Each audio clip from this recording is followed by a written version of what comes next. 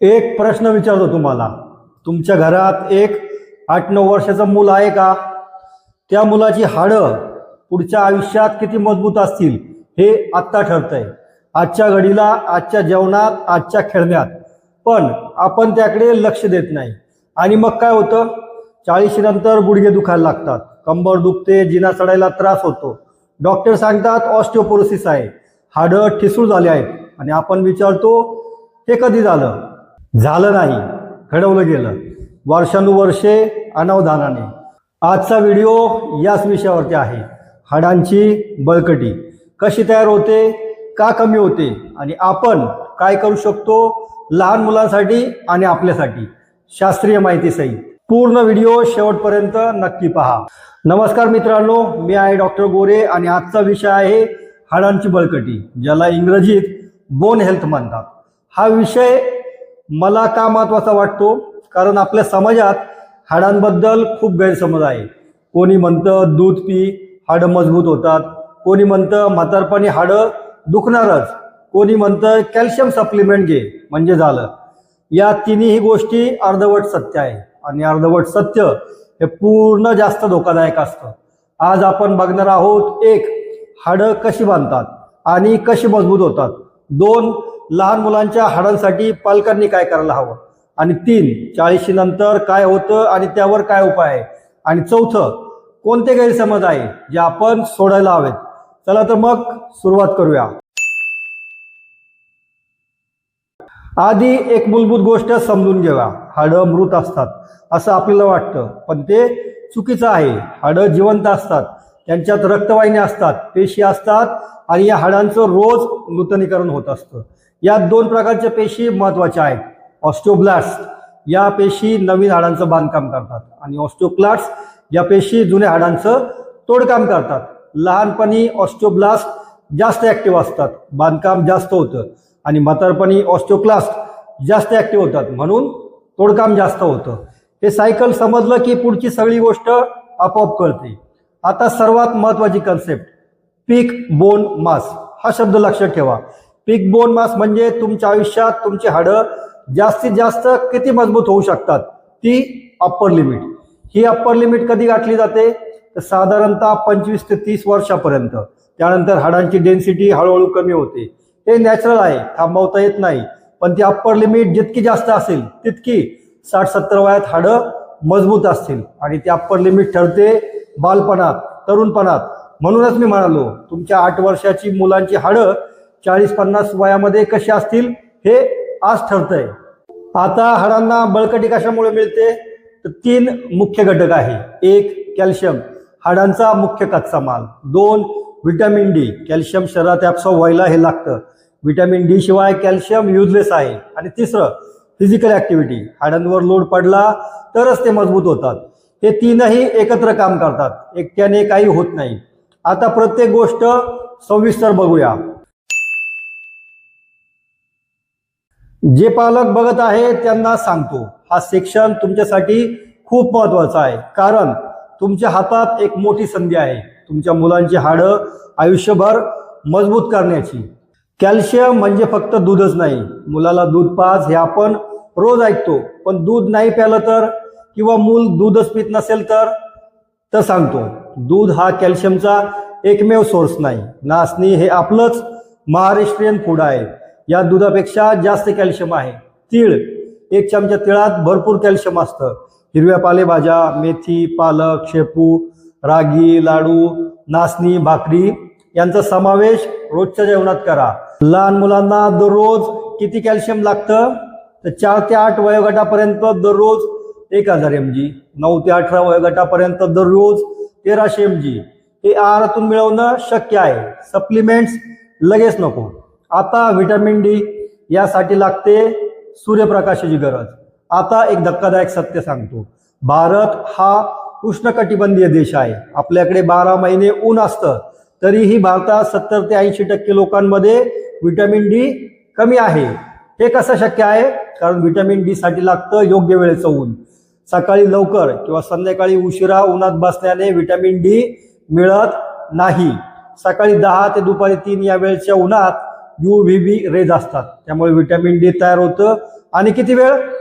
तर त्वचेचा रंग, ऋतू यावर अवलंबून आहे, पण साधारणतः 20-30 मिनिटं हात पाय उघडे ठेवून उन्हात राहणं पुरतं. मुलांसाठी याचा अर्थ काय? तर मुलांना बाहेर खेळायला पाठवा. दुपारच्या वेळी स्क्रीन समोर अजिबात नको. आजची मुलं घरात बसतात, यूट्यूब बघतात, गेम्स खेळतात, व्हिटॅमिन डी मिळत नाही. हे आपण बदलू शकतो. आता फिजिकल ॲक्टिव्हिटी सर्वात अंडररेटेड गोष्ट. हाडांबद्दल एक खूप महत्त्वाची गोष्ट जी कमी लोकांना माहिती आहे. हाडं वापरल्यावर मजबूत होतात. हाडांवर जेव्हा वेट येतं, लोड येतो, तेव्हा ऑस्टिओब्लास्ट जास्त ॲक्टिव्ह होतात आणि हाडं घट्ट होतात. वेट बिअरिंग एक्सरसाइजेस कोणत्या? तर धावणं, उड्या मारणं, चालणं, बास्केटबॉल, दोरीच्या उड्या. नॉन वेट बिअरिंग एक्सरसाइज कोणत्या? तर स्विमिंग चांगला आहे पण हाडांसाठी नाही. सायकलिंग कार्डिओव्हास्क्युलरसाठी उत्तम पण बोन डेन्सिटीसाठी अजिबात नाही. मुलांसाठी याचा अर्थ एकदम सोपा आहे. मुलांना धावू द्या, उड्या मारू द्या, खेळू द्या. क्रिकेट, कबड्डी, लंगडी, लपाछापी हे सगळे खेळ म्हणजे बोन बिल्डिंग एक्सरसाइजेस आहेत आणि आपण हे मुलांकडून हिरावून घेतोय. अभ्यास कर, खेळत बसू नको. पण अभ्यास महत्त्वाचा आहेच, पण हाडाची बळकटी हे फाउंडेशन आहे. चौथं, झोप, बोनस फॅक्टर. आणखी एक बोनस सांगतो. हाडांच्या वाढीसाठी ग्रोथ हार्मोन लागतं. हे हार्मोन रात्री झोपेत जास्त रिलीज होतं. मुलं रात्री उशिरापर्यंत जागतात, मोबाईल, टीव्ही, त्यामुळे झोप कमी होते आणि झोप कमी म्हणजे ग्रोथ हार्मोन कमी, हाडांची वाढ कमी. लहान मुलांना रात्री 9 ते 10 तास झोप हवी. हे लक्झरी नाही, नेसेसिटी आहे. आता बोलूया 40 नंतरच्या लोकांबद्दल. जर तुम्ही 40+ आहात तर तुमचं पीक बोन मास आधीच ठरलेलं आहे. आता त्यात फारसा बदल करता येणार नाही. म्हणून हात वर करायचे का? तर अजिबात नाही. कारण आता लढाई वेगळी आहे.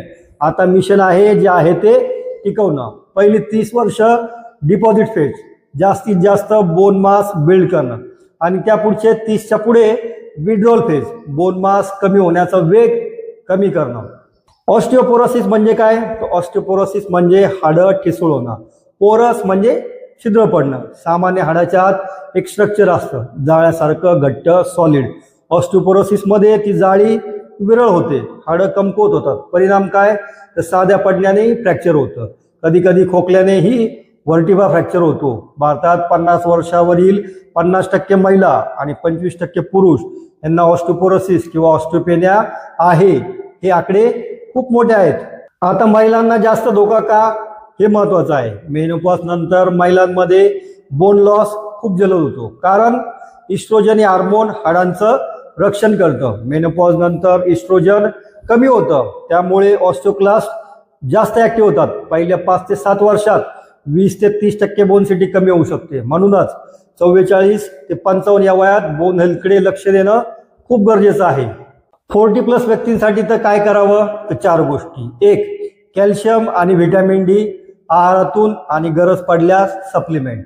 50 पेक्षा जास्त वयाच्या व्यक्तींना दररोज 1200 mg कॅल्शियम आणि 800 ते 1000 इंटरनॅशनल युनिट व्हिटॅमिन डी लागतं. सप्लिमेंट घ्यायचं असेल तर डॉक्टरांना विचारून घ्या, आंधळेपणाने नको. 2, वेट ट्रेनिंग. हे सांगणं खूप महत्त्वाचं आहे. 40 नंतर जिममध्ये जाणं, वेट उचलणं हे केवळ मसलसाठी नाही, तर हे हाडांसाठी आहे. हाडांवर रेजिस्टन्स येतो तेव्हाच ते मजबूत राहतात. वॉकिंग छान आहे, पण वेट ट्रेनिंग त्यापेक्षा जास्त इफेक्टिव्ह आहे बोन डेन्सिटीसाठी. आठवड्यातून 2 ते 3 वेळा बॉडी वेट एक्सरसाइजेस किंवा वेट हे पुरेसं आहे. तिसरं, DEXA scan, DEXA. DEXA scan म्हणजे बोन डेन्सिटी टेस्ट. यात तुमची बोन डेन्सिटी मोजली जाते. महिलांनी मेनोपॉज नंतर एकदा आणि पुरुषांनी 70 वयानंतर एकदा ही टेस्ट जरूर करावी. जर कुटुंबात ऑस्टिओपोरोसिस आहे, जर तुम्ही स्मोकर आहात, जर तुम्ही स्टेरॉइड घेतले आहेत तर आधी नक्की करा. ही टेस्ट सांगते का उपचार हा योग्य वेळी केला तरच उपयोग होतो. चौथं, पडू नये म्हणून काळजी. हाडं कमकुवत असतील तर पडणं हे सर्वात मोठं रिस्क आहे. घरात बाथरूममध्ये नॉन स्लिप मॅट घाला. रात्री चालताना लाईट्स ठेवा. पायऱ्यांवर रेलिंग वापरा. बॅलन्स एक्सरसाइजेस करा. एका पायावर उभं राहणं, योगा, यामुळे बॅलन्स सुधारतो आणि पडण्याची रिस्क सुद्धा कमी होते. आता बोलूया गैरसमजाबद्दल. आणि मला हे खूप महत्त्वाचं वाटतं, कारण चुकीची माहिती घेऊन लोक चुकीचे निर्णय घेतात. गैरसमज नंबर 1, दूध सर्वात जास्त कॅल्शियम देतं.